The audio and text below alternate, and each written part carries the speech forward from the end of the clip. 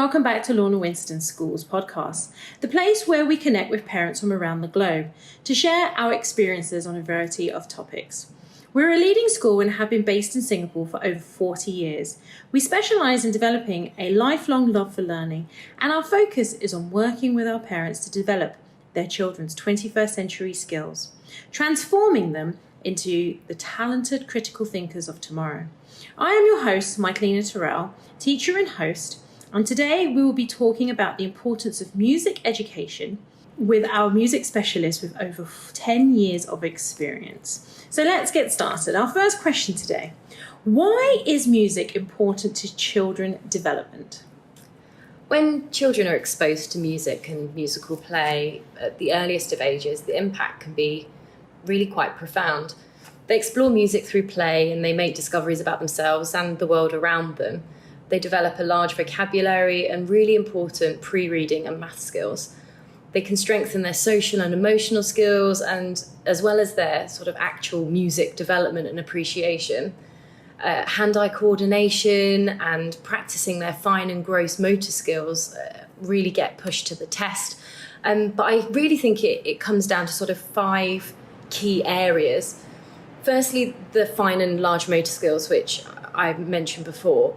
Purely music being able to tap, clap, bounce, dance, they're enhancing those fine and large motor skills all the time. Simple songs using things like call and response, that sort of back and forth motion, can help build brain and body coordination as well.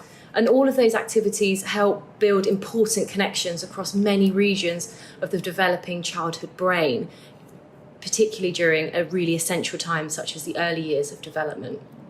I also think it builds an intimacy. Close relationships have a significant impact on children's development, and music can really support these intimate relationships. Studies have shown that babies will listen calmly to a lullaby for twice as long as they would listen to an adult speak, for example. So when caregivers or parents sing lullabies and enhance their pitch, their tone, their lyrics, they soothe and relax their baby so that they feel a sense of security and care. And I think that sense of intimacy and relationship you can build with your child is quite great with the impact of music. I think that it expands their communication and their imaginations. Even before babies are able to talk, they're babbling sound, they're making sounds that play, they help self-soothe, and they develop neutral ways of being able to listen and speak. Infants who hear language directed and responsive to them tend to babble more and have larger vocabularies as toddlers. So children can easily and quickly mimic music and the sounds they hear as additional ways to understand and make a real sense of the world around them. And I think it gives them a sense of belonging as well. Mm-hmm. Music has the ability to create a community. It creates the sense of people being brought together. In their homes, children feel connected to families and communities as they hear accents or songs or stories. And I think that's really important for sort of their own cultural identity around them. And finally, I just think it makes them happy. I think you can really see children enjoying music when they're hearing it and they're dancing and they're moving naturally. And adults enjoy music. It's really exciting. So for young children, it's very exciting. And I think that delight and excitement and the experience that can help lift their mood and protects us from maybe a sadness or other things that bring us down, I think is just a really positive experience for them. Why has music played an important role in the past year? I think this year or the past year has tested many of us to our limits, and I think that music has been an escapism. I think that children and adults have turned to media such as film and the arts in general for support and really that ability to be able to escape into another world.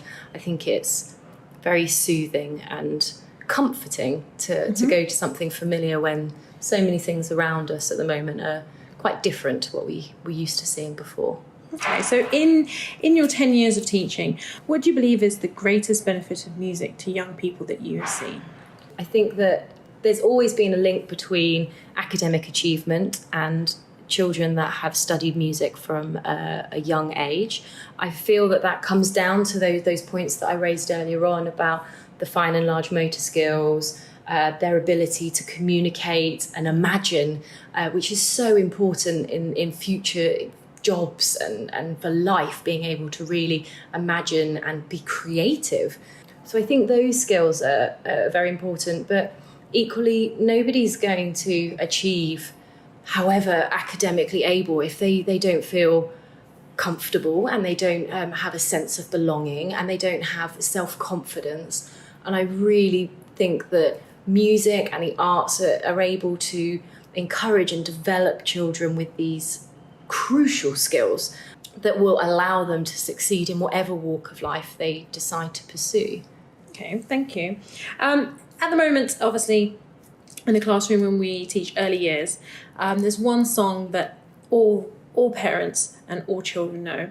And I've just got to ask you, why is Baby Shark so popular with children? My kids love it. They know the hand movements, they know the action. Obviously, music helps in the classroom with routine, but when they hear this song or when they ask for it, they're just simply, very excitable. Yeah, the wonderful magic of music. Something that is so simple and repetitive is something that can really grab children. So as I was saying before about children being able to mimic sounds and babies mimicking sound to be able to teach them language and how to communicate, is the same concept, I suppose, just a lot further down the developmental line.